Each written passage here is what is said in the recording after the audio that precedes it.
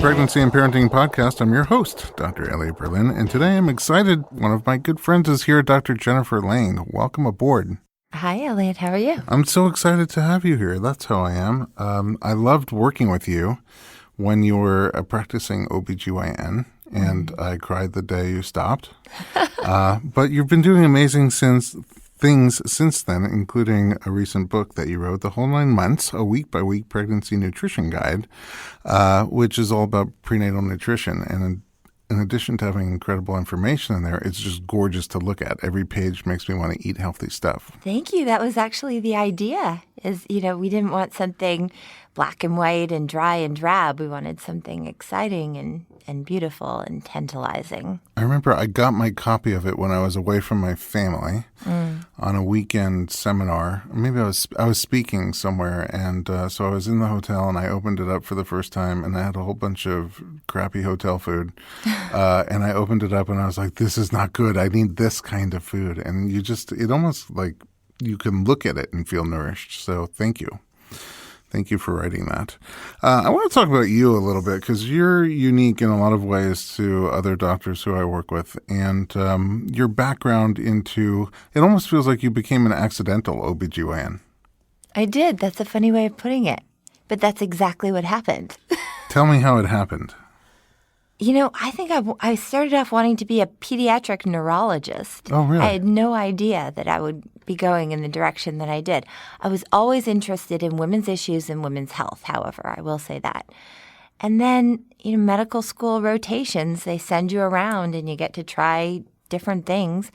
And I had a surgical rotation, and I just thought doing surgery was super cool, and I wanted it to be a part of my future. And the rotation after that was OBGYN, and I rotated through the gynecologic oncology ward and really connected with some of the women, particularly with ovarian cancer.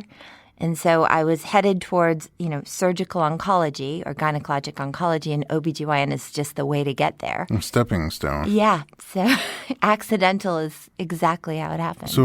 Because in order to do gynecological surgery, you first have to be an OBGYN. That's right. But you never planned to practice obstetrics. I really didn't. No. When did that change? I got pregnant and I had a baby, and it blew my mind. Were you done with your schooling by then? No, I got pregnant in my second year of fellowship for gynecologic oncology. So I'd finished the 4 years of OBGYN residency, moved from New York to California, was in year 2 of a 3-year fellowship at Cedars-Sinai and UCLA, and I got pregnant. And, my world changed radically. How was your pregnancy? I had a really beautiful pregnancy. I was working pretty hard through my first pregnancy all of them. But, I was working, I was active, but I felt great. I exercised, I ate as well as I could, and I began exploring the world of birthing and educating myself in ways beyond what I had received as a resident. It's interesting because you had one of the most expensive educations on birthing. And it taught me very little of what I needed to know to actually have a baby myself. I wonder, to be pregnant as somebody who's been through that much OB training, you normally, you see healthy pregnancies, but you also see all the things that go wrong during pregnancy, during childbirth. Does that sit in your mind when you were pregnant yourself? So much. It does. So much that I had to actively work to get those crazy, chaotic images out. So I used actually a hypnotherapy technique of fear release because I had so many negative, catastrophic images in my mind that I had to let go of them before I could feel comfortable with my own pregnancy and journey. So you did hypnotherapy while you were pregnant? Yeah. Or before you got pregnant? No, while. And that was my introduction then into hypnobirthing. So I did first a session of hypnotherapy and then hypnobirthing. Did you must have delivered a bunch of babies by that point. Hundreds. Right. Yeah. And so when you deliver that many babies, you see everything. That's right. You see, I'm sure, faster, easier births, longer, harder births, births that become complicated. Mm-hmm. Did you have an image in your mind before you started hypnobirthing? Did you have an image in your mind on how you wanted to get your baby out? Well, funny enough, when I found my OBGYN, one of my first questions to her was, I'm a busy surgical fellow and I'm considering getting pregnant. Would you do a primary elective cesarean section? I wanted to know if I could go straight to surgery. If you had that option? If I had that option, if she would do that for me. Oh, wow. What did she say? She said, yes, if that's what you want, just like that. And I think that's cool, though. Yeah. I mean, that's the way we should be about everything, if that's what you want. If that's what I wanted, yeah. And funny enough, she was pregnant too. Oh, no kidding. And the two of us took the same hypnobirthing class together. Oh, really? Yes. Was it her first as well? It was her first, yeah. No kidding. Yeah. So we had that experience together. In fact, her son was born about, I want to say 4 or 6 weeks in front of my daughter. So we were really pregnant together. That's really neat. Yeah. So that's a big leap going from wanting, did you want the primary elective C-section or you just want to know you had the option? I thought I wanted it at first. And the reason that I see now is that through my training, I had been so kind of programmed or afraid of all of these negative outcomes that could happen that I kind of wanted to skip all the risky part of a vaginal birth in my mind. That's how I saw it at that time, and just go straight to the surgery.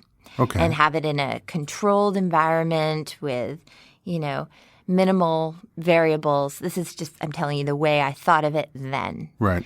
And so the vastness of my education to get to the place where I am now is tremendous.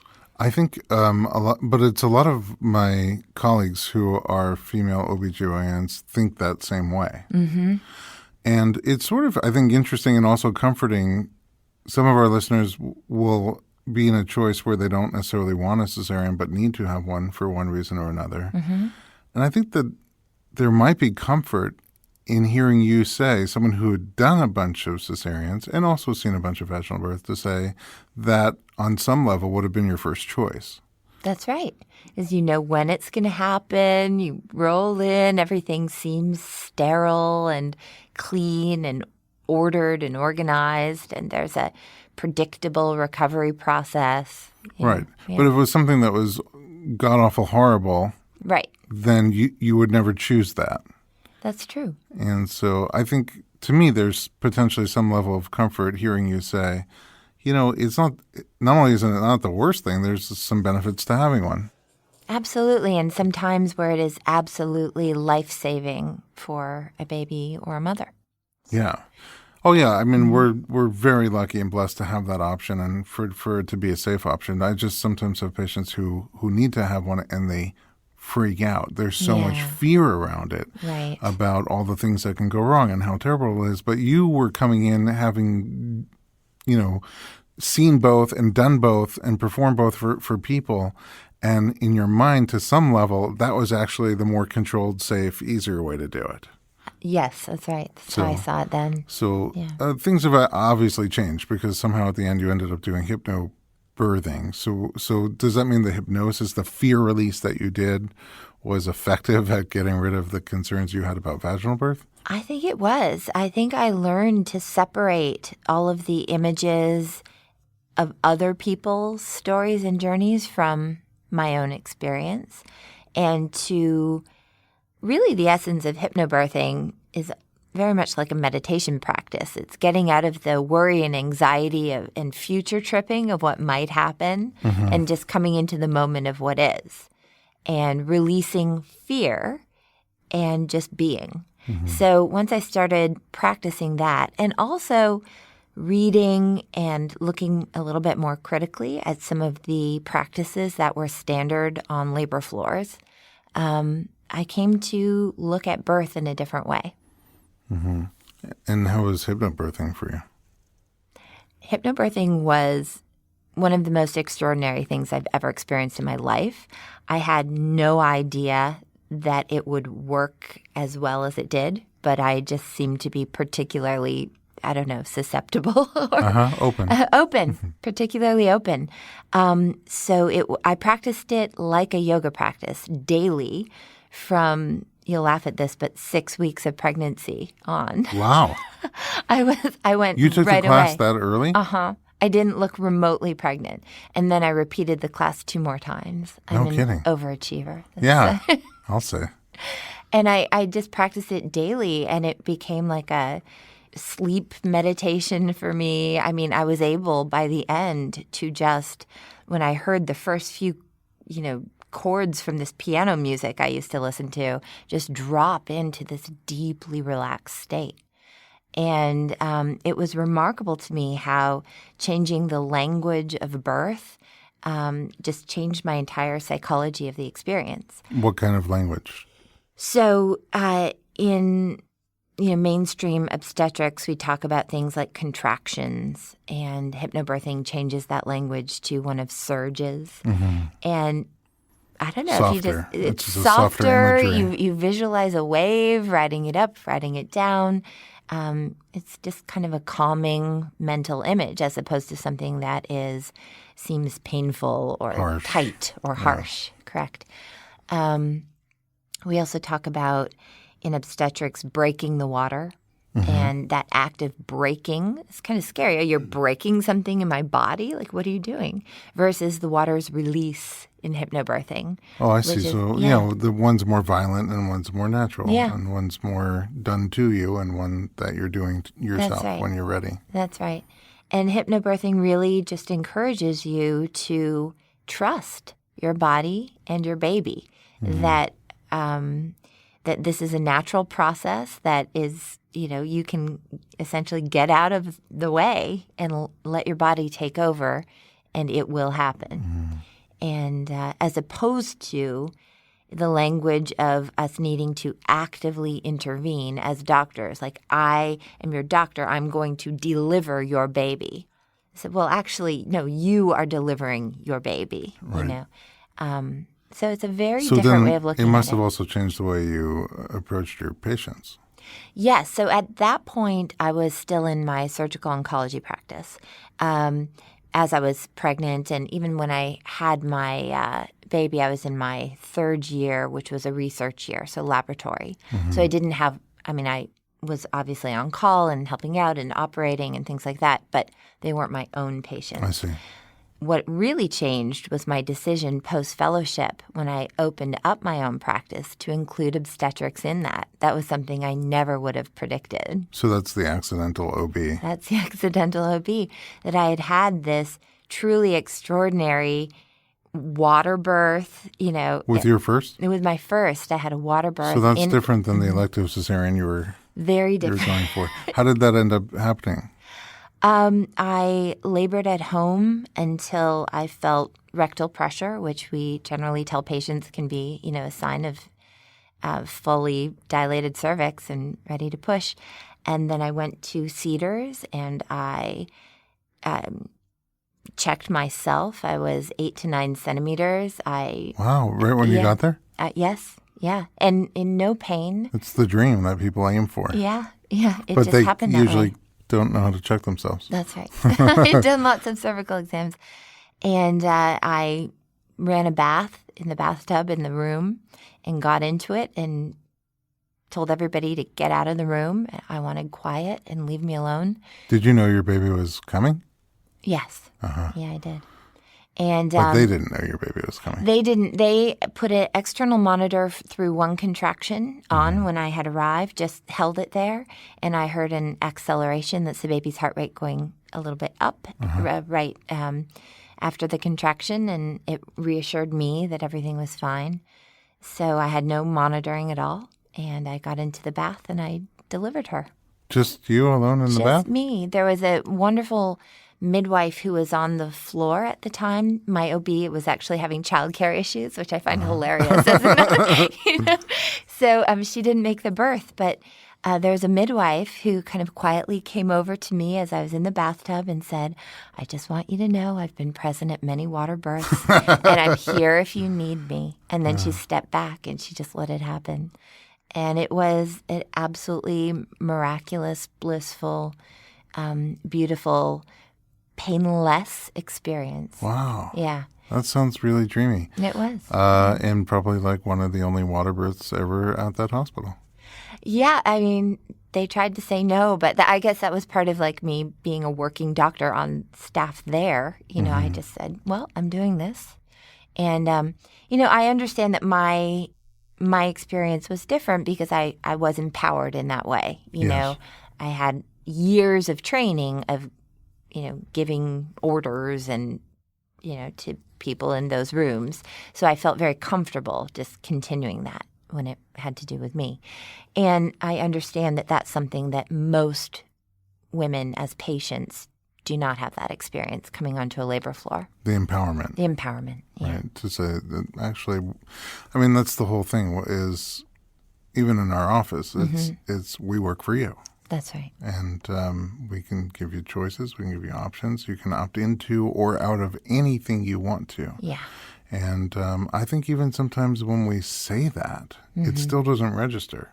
Yeah. You mean you're not going to tell me what I have to do? Yeah. Or someone will feel like, they don't love something that's happening and they still don't say something. And I'm like, why wouldn't you say something? And they just don't, they're not set up to feel like they had the choice. So. Right. And anyway, in hospitals, it's from the time you get in there, it's like, we have to do this, you have to do this, you can't do that. And you're asking for permission. And the contrast between that and home birth, where everybody's asking the laboring mom or her partner, can we do this? May we do this? That's right. It's very different. Wow. So that was a big 180 on your part. Huge.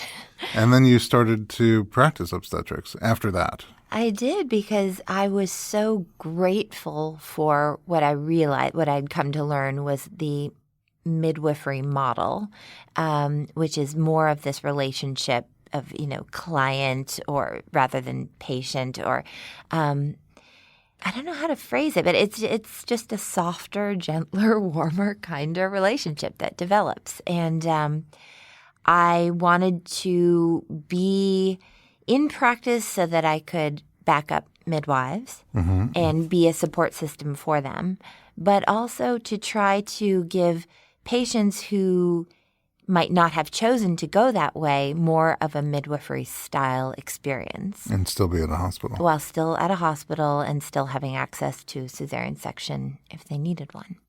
We are going to take a quick commercial break. Don't go anywhere. We'll be right back.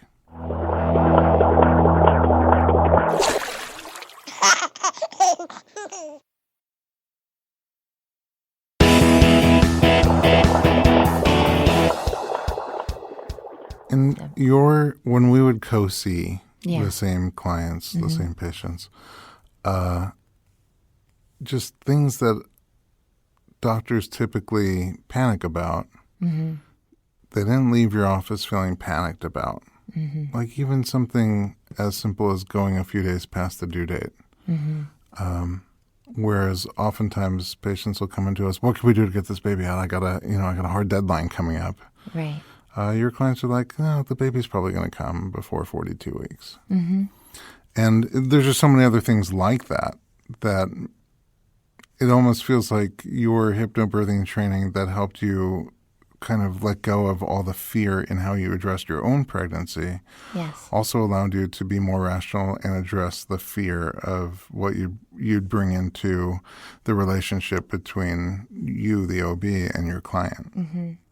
Well, I really learned so much myself from the experience, and I think it helped me not only with my clients in obstetrics, but also with my cancer patients, and also as a parent, and also just as a person in life on this earth. So we should all do hypnobirthing. Well, or some form of it. But, I mean, really, how does fear serve us, Fear is really this projection into the future of potential negative outcomes. I'm not saying that we shouldn't be prepared or reasonable about risk, but that's very different from fear.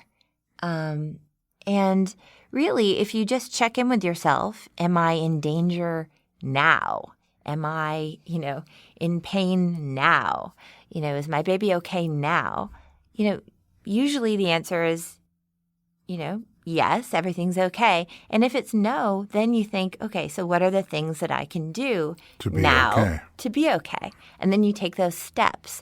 But sitting here when you're actually okay, letting your mind spin off into panic mode, it doesn't help anything. You do see that at a birth sometimes where someone's wants an unmedicated birth, a home birth, let's say, and she does start to become fearful. And then a doula or a midwife will come over and say, what are you afraid of? And they'll say all these things that are not happening now. That's right. And so they'll bring them back to now, and they'll say, oh, you're right, I am okay right now. Yes. So I think fear is a really important instinct to listen to that protects us sometimes. But when it runs wild and takes over, it can do more harm than good. Absolutely. And techniques as simple as just coming into the breath can be immediately transformative in your entire psychological response. And then if you're looking at something like birth, which is, counting on the parasympathetic nervous system and smooth muscle, working in a relaxed state, is really important to get out of that panicky mindset and into breath, into relaxation, to let birth actually happen and proceed.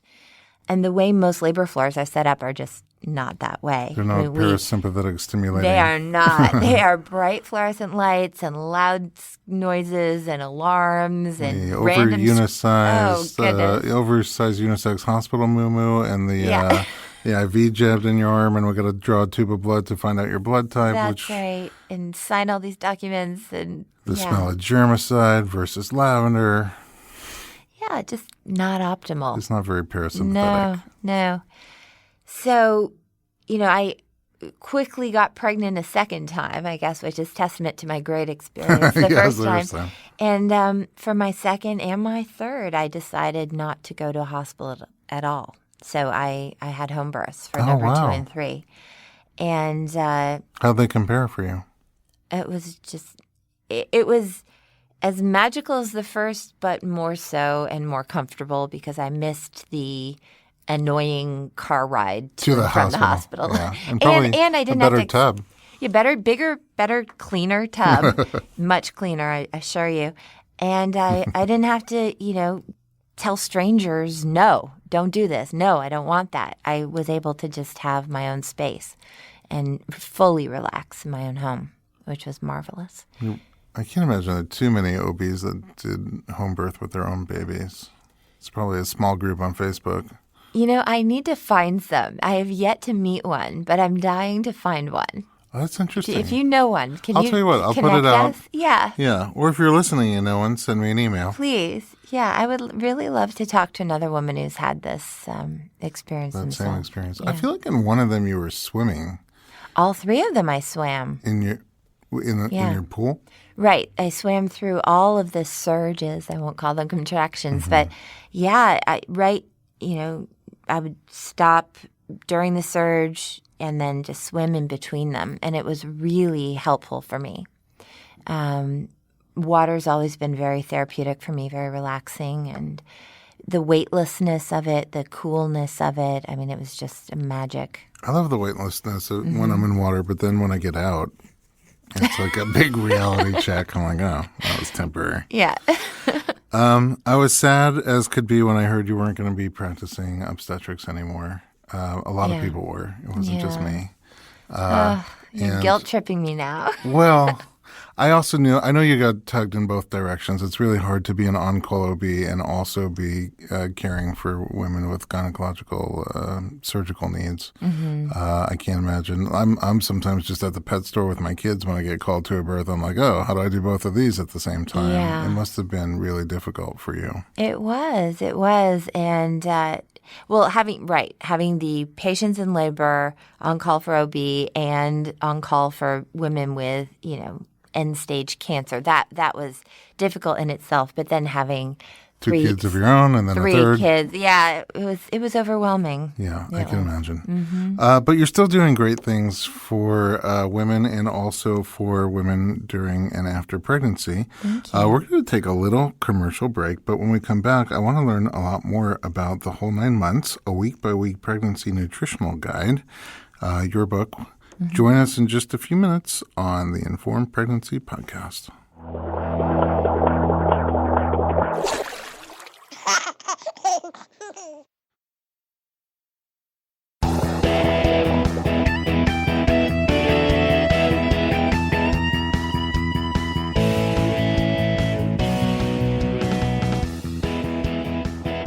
Welcome back to the Informed Pregnancy and Parenting Podcast. I am here with Dr. Jennifer Lang. And you wrote a book, The Whole 9 Months, a week-by-week pregnancy nutritional guide. It's a comprehensive nutritional guide that helps expecting mothers through every trimester and breastfeeding. The book is filled with information. It's filled with empowering messages, and it has over 100 recipes, and they're for a range of diets. You have vegan, you have vegetarian, you have gluten-free. It's like you've thought of everybody. We want it to be as inclusive as possible and as less intimidating as possible, particularly for people who didn't have a lot of experience in the kitchen. We wanted to make it easy, quick, no real fancy, expensive ingredients, just accessible. That's really thoughtful. How did the idea for this book come about? Well, I've been passionate about healthy food for as long as I can remember. And my own journey with food, I became a vegetarian. I grew up on a beef farm. Not many people know this. I did not know that. I did. In Canada. My dad was a president of the Canadian Cattlemen's Association. Oh, wow. And, like, major beef guy. And so editor of the national newsletter, all of this. So I became a vegetarian when I was 13. Oh, a rebel. Yeah, total rebel. And when you become a vegetarian, does your family excommunicate you at that point, or? No, I think they just thought I was challenging, and Was your vegetarianism based on humanitarian reasons, or you just didn't like beef, or you thought it was unhealthy? I actually remember the moment that it happened, and it was random. We were in the Caribbean, and my dad was pulling conch shells off the floor of the ocean and putting them into a dinghy, and it just seemed excessive to me, and like all of these conch were going to die. So I would reach over the side of the dinghy and put them back. Oh. And when he realized I was doing that, then, we had the conversation. But it was in that moment that I was like, I don't need to kill these animals to eat. I don't want to. So humanitarian, I guess, or ethical. I guess at age 13. At age 13, yeah. And so that continued, and then I lived in a vegetarian house in college where we cooked all of our own meals. And so I just had my own journey through understanding healthy foods. Periods of my life where I've gone back to eating some meat. But, in most of my adult life, I've been mostly vegan. Mostly vegan. Mm-hmm. I was vegan for 7 hours once. And, how'd it go for you? It was tough. It was not easy. The truth is, I didn't think I ever could be vegan. Mm-hmm. I just thought I literally thought I will die. I don't know why meat is like such a big. I don't eat a ton of meat, but just some chicken throughout the day or fish. Yeah. But then I juiced for 120 days. Wow. Yeah. That's a long time. Exclusively juice or just like? Just juice. Wow. Juice, fruit juice and vegetable juice and nut milks. Yeah. And that was it. How'd you feel? Well, the first 10, 12 days, really tough. Yeah. Headaches, withdrawal. Right. Like, I'm a sugar guy. Sugar withdrawal, big time. It was hard. Yeah. Moody. Moodier than usual. Mm-hmm. And then by like day 13, 14, I felt so good. It was like a switch went off in my brain. I could think a lot clearer. I could remember stuff much easier. I had more energy. I slept better. I just moved like lighter and easier. Yeah. And I did not think about food at all. Mm-mm. It was almost like, how am I going to get down these 7 juices today? Right. I was not hungry all the way through because I was no idea you did this. I did wow. it. I was going to do 60 days. Yeah. And I thought, let me just start with 30. And then if 30 goes well, maybe I'll do 60. And by 22, I was like, I am not stopping at 30. There's no way. Yeah. But then when I got to like 50, I said, I don't want to stop at 60. Mm-hmm. And so I just did some labs to make sure I was still like operating okay. And what was happening? I'm so curious. Like your serum lipid profiles, your blood sugar. I don't know. Your weight. I went to my doctor. My weight was shooting down. Yeah. I was on blood pressure. I was on blood pressure medication before that. Mm-hmm. And not only was on medication, but they kept giving me more and more and more. They're like, we're going to have to double this. Then they added another one to it. Yeah. Not even 21 days into it, I had to stop. I had to cut I had to cut one first, like even 12 days into it. Then 21 days into it, I had to cut the second one, the last one I was taking in half. And then by 35 days, I was off it altogether. Yeah. And what would happen is I would just stand up and get lightheaded. And I was like, why does that keep happening? I took my blood pressure and it was so low. Yeah. And we were talking about a month. And I don't even know. I don't know if it's because I cut all the crap out of my diet or because I added all the nutrition into my diet. It's both. Probably the combination of both. But after that, I was med-free and my blood pressure was lower than it had been in my teenage years. And by 60 days, I didn't want to stop. I felt so good. Food was not a thought. Sugar was disgusting to me.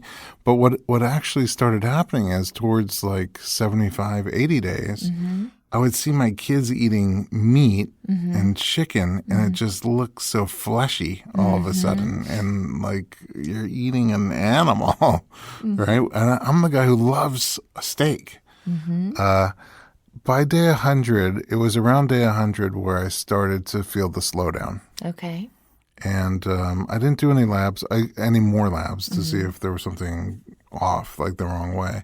But I said, look, I had committed to 120, so by that point, so I said, let me just finish out my last 2 or 3 weeks, which went by fairly quick. But I felt low energy, like I would go to work out and not have the steam I needed to get through the workout. Yep. And that's when I decided to reincorporate some solid food. Some solid food. But we're talking about like romaine lettuce was like my first 3 days. And I was like, wow, this is so yummy with nothing on it. Right. You can really taste the food. Taste it and chew it. Yeah. It was really cool. And so I stayed vegetarian. I stayed vegan for a little while longer and vegetarian for months longer. Yeah. And eventually slowly started adding animal protein back into my diet. But it was incredible to me that I went that far and felt that good. Yeah.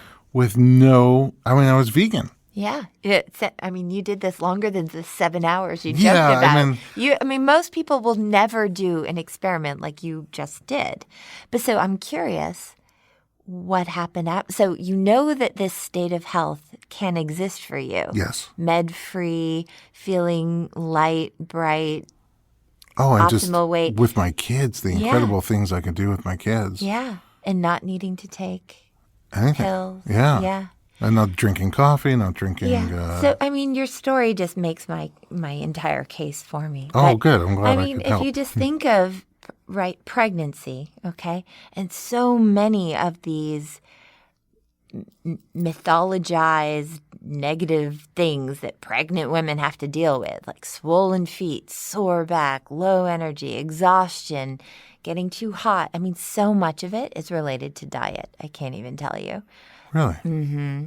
Heartburn, gassiness, constipation, hemorrhoids, vulvar varices. So much is related to diet. If you shift the diet, pregnancy becomes a lot easier. Are these principles that you applied to your own pregnancy? Absolutely. Because this is just how you eat anyway. Yeah, that's true. Because I did see you during your pregnancies. Yeah. And, I remember like the last month. You would come in and I'm like, okay, how are you feeling? What do you want to work on? And you're like, I feel great. And yeah. and it was just so out of character because all day long I'm seeing people that don't feel great. And I remember that about you. I'm like, how does she do that? And I just thought you put your mind in a space where you're going to tell yourself I feel good and positive and healthy, but you actually felt great. I did, and I truly believe my diet had a lot to do with it. So your experience when you're eating like living foods, really, like freshly juiced vegetables, fruits, nut milk, things like this, your system is so clean. You're not holding on to any extra, I'll just say it, crap. You are filled with all of the phytonutrients, the vitamins, the minerals to give you all the energy you need. You don't have, anything that's slowing down your digestion, which is already slowed down because of the progesterone from pregnancy. You're just lighter and brighter and more vibrant, and you gain less weight, so you're not lugging around extra medicine balls of unnecessary fat. And, That's what you're passing on to your little nugget. Yeah. And, by the way, you are setting up your nugget for a lifetime of health. We know, and I talk about it in the book, we know from rat laboratory studies, feed a female pregnant rat a high-fat diet, her offspring is more likely to be fat regardless of what they eat from the moment they're born onwards. So this is called transgenerational epigenetics. We are actually setting up our gestating, fetus for their health outcomes later in life. That's really interesting. It's very interesting, and I just would love this information to get out to a broader audience because so many of the, complaints and suffering that we hear, they don't need to exist. So many of the, unfortunately, pregnancy or birth-related complications don't need to exist. We could really avert so many issues by just focusing on diet and preventative health. So what are some of the underlying principles? Well, I would say a major underlying principle is that you do not need to eat for two. Oh. So, Not even Dad? No, not even Dad. Dad does not get included in that. No, so we need much less calorically than, the urban legends would say. Pickles and ice cream is really, unnecessary. So I did come home one time and my wife had fallen asleep and there was Haagen-Dazs and a can of pickles. Yeah. And I was just like, Did you really? take a picture? Oh, yeah. We have a picture.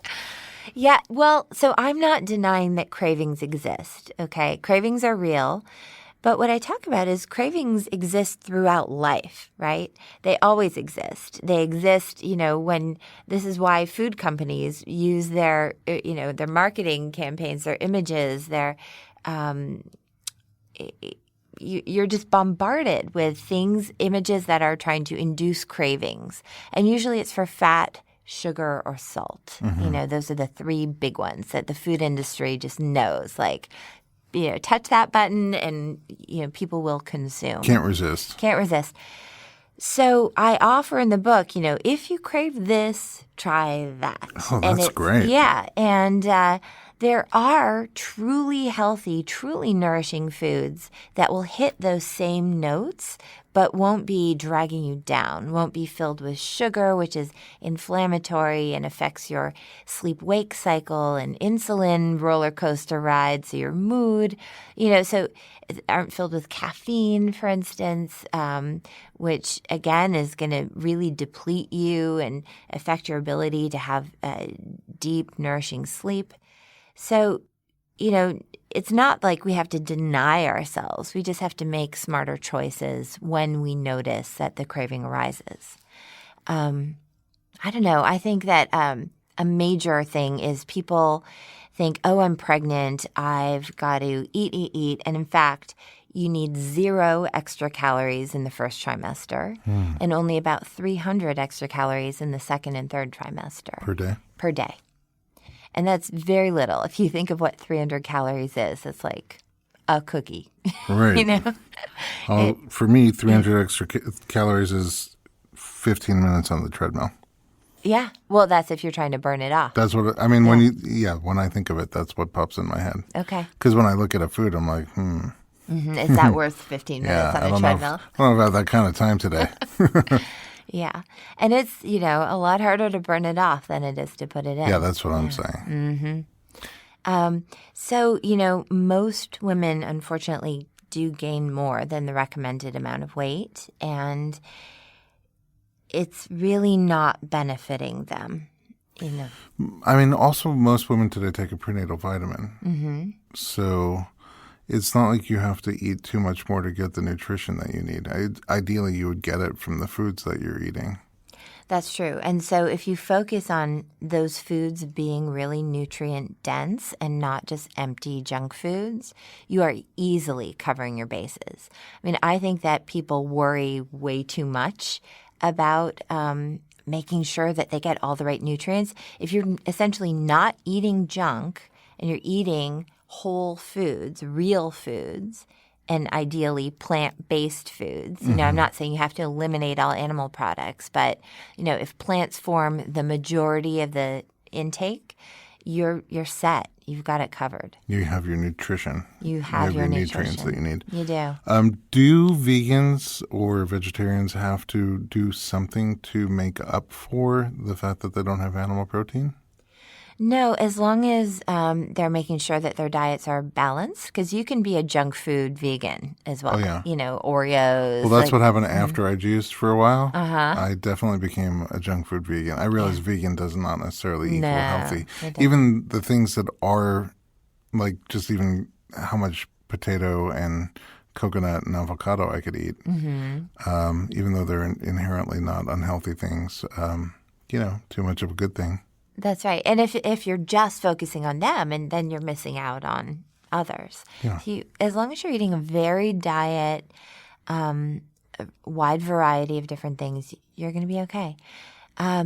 So many pregnant women are worried about getting enough protein. But if you just look at like the standard American diet, most Americans eat as much protein as is recommended in a pregnant or lactating woman. They already do. So the average American does not have to change their protein intake at all. So those of us who are not pregnant or lactating might cut back on our protein you might a little bit. Put it in half and get to the recommended daily intake. Are there things as you get closer to birth nutritionally that you can do to sort of help your body get ready for that marathon? Absolutely. So there is some literature written about gluten-free diet and birth preparation, and actually making the tissues more pliant and less inflamed. So that's an interesting thing. I mean, I believe in eating gluten light. I don't have a gluten allergy. I'm not in that extreme. Like some people, they feel so sick if they have gluten. I'm not like that, but I think we could all do with a little less of it. So eating gluten light around birth, eating more of a liquid diet like the vegetable juices and the fruit juices that you were doing is a great idea before birth. It just keeps the system really light and clean and helps you with some of the pregnancy-related symptoms that tend to get more intense as you get further along in pregnancy. The constipation, hemorrhoids, all of those being all the stagnation. All the stagnation things. And it also will help you, like cutting down on sugar and caffeine will help you get good quality sleep, which is so important as you're going into the marathon that a birth can be. We also see some the amniotic fluid when it's too high. Yeah. And then they cut out sugar that it tends to drop down lower. Well, so amniotic fluid is essentially baby pee. And, one of the symptoms of diabetes is that you pee a lot, right? Polyuria, polydipsia. So it makes sense to me that, if you have a very high circulating sugar, that baby would be peeing a lot. So. Which when you put it that way, it says, what am I feeding my baby? I'm giving my baby excessive pee from sugar. Yeah. So that's another thing that I emphasize in the book. Like, it's funny that once our baby comes out, we see this beautiful, precious, perfect thing, and we want to feed it like organic, baby food, only the best, the most pristine, whatever. Well, I mean, I'm talking after the breast, of course. But when in utero, we don't necessarily have the same connection. Right. So if you think about every morsel of food you're about to put in your mouth as like mainlining it to your baby, think of that. Then twice. You look at the Diet Coke a different way. You look at the carton of ice cream a different way. Like, would I feed the carton of Haagen-Dazs to my infant? And if the answer is no, then maybe you shouldn't be feeding it to yourself. Oh, that's a really interesting filter. Because it's going directly to your infant. Yeah. We're that connected. We are literally building their body cell by cell with the food we take in. So. That's still mind-blowing. Yeah, after all these years in this field, that's just still mind-blowing. Miracle. What about after birth? So if you're breastfeeding, you do need to take in more fluids and more calories, about 500 extra calories a day for lactating women. Mm-hmm. And that's because, milk is an incredibly fat-dense, nutrient-dense liquid that is just leaving your body. You're giving away a lot of your stuff. A lot of your calcium stores, a lot of everything. So you really do need to be aware of replacement. But all of the same principles of eating healthfully during pregnancy apply after pregnancy and for the rest of your life. I even comment in the beginning of this book, I'm hesitant to call it a book about eating in pregnancy because the principles are the same that I would recommend to a cardiac patient, to a cancer patient, to, or anybody who wants to not be a cardiac patient, exactly, or a cancer patient. Yes, to prevent all of these outcomes. You're just very practical. In the first segment, you were talking about hypnosis, and am I okay right now? Yeah. Then I'm okay right now, and not think about what's going to happen later. But that's something that all of us can apply to so many different areas of our lives, and it's the same here with the nutrition. It's a whole 9 months. A week-by-week pregnancy nutritional guide, but it's really a guide for healthy nutrition for anybody who wants to be healthier and have more energy and less disease. Absolutely. And it's about mindfulness. And it's about, even with a craving check, we were talking about cravings before. I have a whole section here, check in with yourself. What's going on? Am I really tired? And that's why I think I need the Haagen-Dazs. Yes. Am I really thirsty? And maybe I need some water. Am I feeling lonely or angry or irritable and I'm turning towards food as a way of comforting my emotions when really I could just give myself some self-care in other ways. Oh my God, the answer is yes to everything you just asked. Yeah. Being on call, so I'll a lot of times go out to a birth at midnight or 1 o'clock, be there till 5:30, 6, 7 o'clock in the morning, go sleep in my car for an hour, and then have a whole day of patients. Wow. Elliot. I know. I'm going off call pretty soon. Okay. But that's what would happen. All day long, the second I get out from a visit with a patient, I'm like, oh, what am I? I'm hungry for something. I would just find myself walking down to the break room, opening up the fridge. I know there's nothing in there. I checked it 9 times already today. Yeah. But I'm trying to eat my sleep. That's right. And you can't. It doesn't work. No. Sometimes we just need to shut the fridge and go lie down and take a nap. Shut my eyes. And shut your eyes. Yeah. Yeah. All right. Well, it goes really fast. Our time is almost up. I love talking to you, and you have so much valuable information to share. You're really unique and dynamic, although I'm committed to finding you more medical doctors who have their babies at home. Friends. Yes, Good. some friends for you. Any final thoughts? Any take-home messages, final thoughts? I think the unifying thought or principle here between segment 1 and segment 2 is to really honor your body and treat it with the respect and care and love that this absolutely miraculous, vessel deserves. We can make babies. We can grow babies. So, whether it's the food that we're choosing to put into this miraculous thing or the respect that we deserve when we walk onto a labor floor in terms of people asking permission to do things to us, it's all tied in. If we approach, life as respecting our body, respecting our natures, respecting our baby, and autonomy and informed consent and all the things that you talk about in your work, we will be in such a better place, as women and as a society. Thank you. This has been really informative for me. I feel better than I felt an hour ago. Yay. Just talking to you. Yay. I really mean that from the bottom of my heart. Thank you. And I haven't seen you in a while, so it's good to see you. It's really nice to reconnect with you. At home, thanks for listening to the Informed Pregnancy Podcast. If you have topics you'd like us to discuss, send your suggestions to info@informedpregnancy.com, and then visit us online for our blog and lots of other pregnancy and parenting media at informedpregnancy.com.